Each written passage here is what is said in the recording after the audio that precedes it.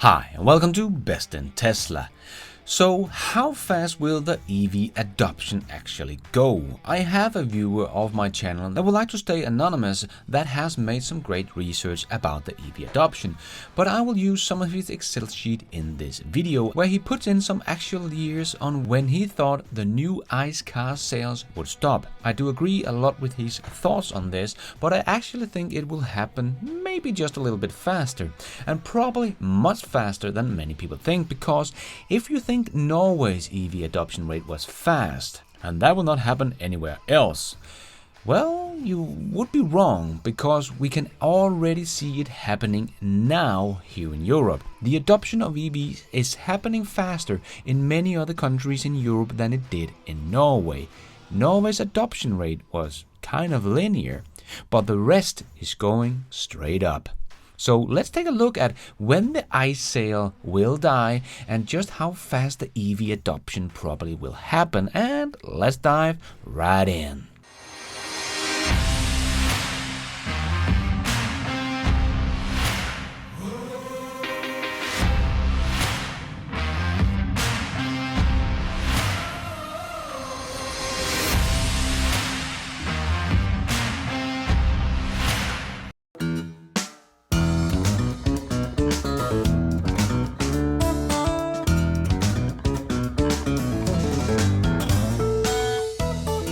So Norway didn't even do an S-curve, because they have been the very early adapters. But even with great incentive and being the fastest to move to EVs, their adoption rate might be slow compared to what we are about to see in the market. And in this chart, you can see it took Norway 12 years to get from 1% plug-in market share to 100% if we expect them to hit that next year.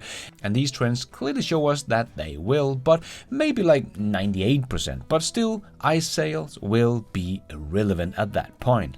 And yes, I am counting plug-in hybrids as well, because I still think these is just a stepping stone, and the next car these people will buy will be a fully electric vehicle, and a hybrid will not for long count as a low-emission vehicle here in Europe, so there will be no incentive for the automakers to make them anymore, and people will start to realize they are not cheaper but more expensive to have, as I just made a whole video about. But we do see the trend of the plug-in adoption starting to pick up in the rest of Europe, and they do so much faster than in Norway, like in Greece, Italy, Spain, Denmark, Sweden, France, or just all of the EU.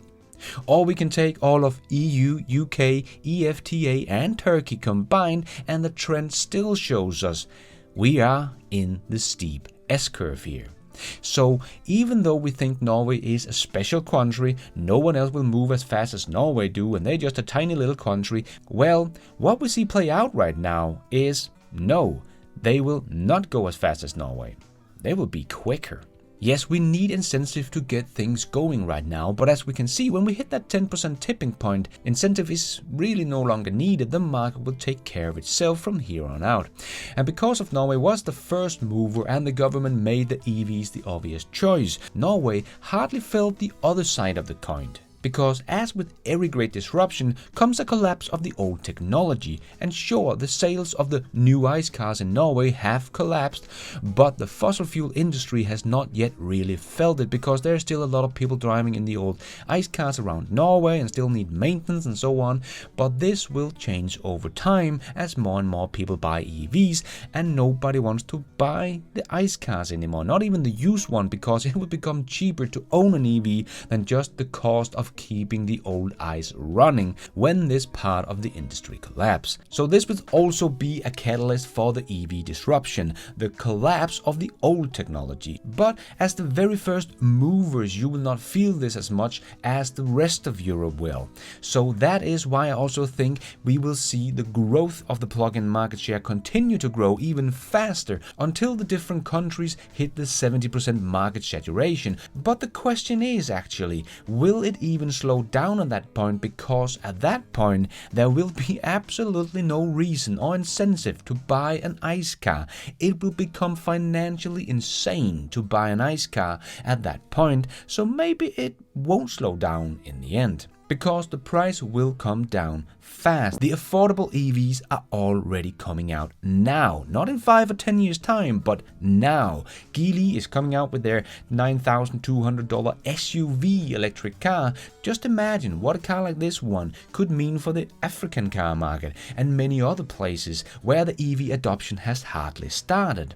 And BYD is coming out with their EA1 that will cost about $25,000 next year. And Tesla in 2023 will come out with their $25,000 car, and many others will follow. And we all know how much better it is owning an EV. You don't have to worry about anything. There's not much maintenance. It is quick and fun to drive. You can charge up overnight at your home. And of course, the true cost of ownership will be something more and more people will learn about.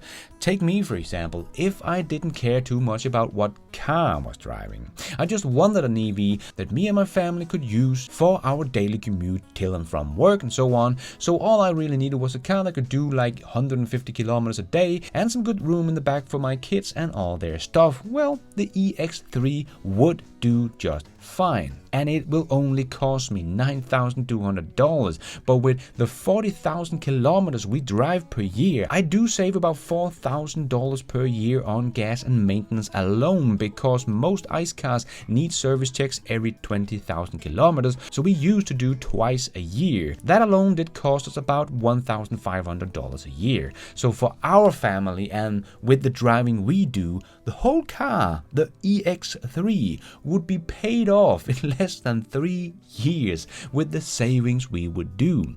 So I could easily see the EX3 as our second car, for example. I want my Tesla as my primary car, of course, but if we should ever need a number 2 car at some point, the EX3 would make a lot of financial sense. So the affordable EVs are already coming, but they will continue to come with the economy of scale as EV production really start to take off with the other car manufacturers. And with Tesla's new battery that will cut the battery price in half, and Volkswagen will cut their battery price in half, and GM has also just announced that they will cut 60% of their battery price. So everyone is fighting to get the price down, and as the old legacy automakers really start to realize in a couple of years just how fast this disruption will happen, they will have to speed up as well to survive this switch. So the adoption speed of EVs will only go up from now on as supply goes up and the price goes down, and the collapse of the ICE industry will happen as well, and more people will have EVs, and everyone will soon at least know one person that has an EV that is talking about how awesome it is driving an EV instead of a noisy, polluting, lame, boring ICE car with bad software that can't do over-the-air updates. If you think Norway adopted fast, just wait till you see the rest of Europe. Even Germany, the biggest auto market in Europe, so not little Norway, is going to be about 22% this year, 5 years after they hit the 1% plug-in market share. Norway was at 21 after 5 years, and Tesla is just about to open the biggest car plant in Europe in a month or two in Germany, and they will be spitting out Model Ys into Germany's car market. And Volkswagen just held a crisis meeting in Germany to figure out how they can speed up their production rate of EVs so they will have a chance to fight against Tesla in Germany. So they will by all means try to speed up EV production in Europe as well to not lose the market to Tesla. So of course Germany's adoption rate will be much faster than Norway's from here on out. But what about China, the biggest car market in the world? Well, in 2018, 19 and 20, the adoption rate was slow. But here in 2021, we see they are heading for twice the plug-in market share than last year. And they have a lot of new EV startups in China. And they are all forcing the existing car makers in China to keep up. And the Chinese government is pushing hard towards EV because China really wants China to become a big player in the global car market, which they have never really been before. But this EV revolution is giving China just that chance to become a big player in the global car market for the first time ever. And China also has a big incentive to do this simply because of the air pollution in their big cities is so bad. And Tesla will also build another factory in the country to be spitting out their $25,000 car, probably in the 4 millions. And the Gigafactory 3 is getting close to its 1 million capacity already with the current run rate today. So Tesla will be able to produce something like 5 million million cars in China by the middle of this decade. That would be like 25% of Chinese car market. Tesla will be able to produce all by themselves. So yeah, the switch to EVs in China might have been slow up until 2020, but it will take off like a rocket over the next 5 years. And the same can be said about the US car market. Firstly, Tesla has the Fremont factory that can do over 600,000 cars. They are about to open their new factory in a couple of months that can probably produce north of 3 million cars per year. And the US government is just about to make a new EV tax credit that will last for 10 years and will make a Tesla $7,500 cheaper. Tesla can't even keep up with demand without any incentive, but demand is going to blow up. So I think Tesla will be building yet another factory in the US, just like in China, to make the $25,000 car there as well, because the new EV tax credit will be too good of a deal for Tesla to pass on. The opportunity to go all in on the US car market, because we also know Ford and GM don't have huge plans to scale up their EV production very fast, but we know Tesla can build the biggest car plant in the world in only 1.5 years, so it should be no problem for them to start building a new factory in the US by mid-2022 and have that one done and starting spitting out $25,000 Teslas by the start of 2024. And if that factory again is going to be the next gen factory that will be even more efficient than Texas to build an even simpler car, it should also be able to produce about the 4 million cars per year, just like the one in China. But that will get Tesla to about 7.6 million units in production capacity when those factories are fully ramped up. That is about 45% of the entire US market. And Biden wants the US car market to be 50% by 2030. Well, Tesla will be able to do that by themselves.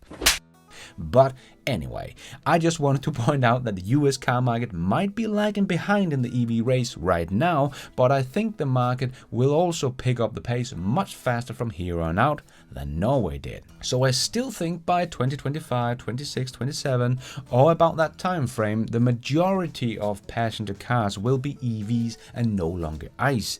And by the end of this decade, there will hardly be any ICE market left, because it will no longer make sense for the automakers to make them. ICE cars will go from being their cash cow to become a chain around their leg, because nobody wants to buy them and the automakers don't want to sell them anymore. So there will be no demand for ICE cars after 2030. But Lars, they're underdeveloped countries. No, because they will, in the end, be the one that is going to gain the most from the EV revolution, because cars will become cheaper, not just to own, but to buy. And the energy they run off can be, sunshine, which countries in Africa have a lot of. So even though they will adopt later in the game because they need the prices of the EVs to come down some more, they will be the one that will benefit the most. They will jump on the train faster than anyone when they get the chance. So if the legacy automakers are not fully EV by 2030, I believe whatever percentage of EVs they got, that will be their new size. So Volvo, that is expecting to be 100% EVs by 2030, might stay the same size as they are today. But someone like Mazda, that only has a target of 5% EVs in 2030, yeah, they will not survive this. And most of the rest of the legacy automakers will shrink by half or more in size, or die just like Mazda unfortunately will, and make room for the new kids. Like we always see with disruptive technology, it happens from the outside in, and here we are talking about Tesla as the clear leader. And then we have to wait and see who of all the new EV startups will survive their production ramp up and become a part of the new automotive industry, like Rivian, Lucid, Neo, Xpeng, and so on and so on. So my bet is still that this S-curve I made in another video a couple of months back could still hold true, and there won't be much ICE market left already in the beginning of 2027. But what is your guess? When do you think ICE sales will be gone in your country, and what country do you live in? And when do you think that the ICE sales on a global scale will be pretty much gone? Let me know in the comments below, so we can check back in 2025 and see how it's going. And thank you for watching. And until next time, take care out there and Be nice.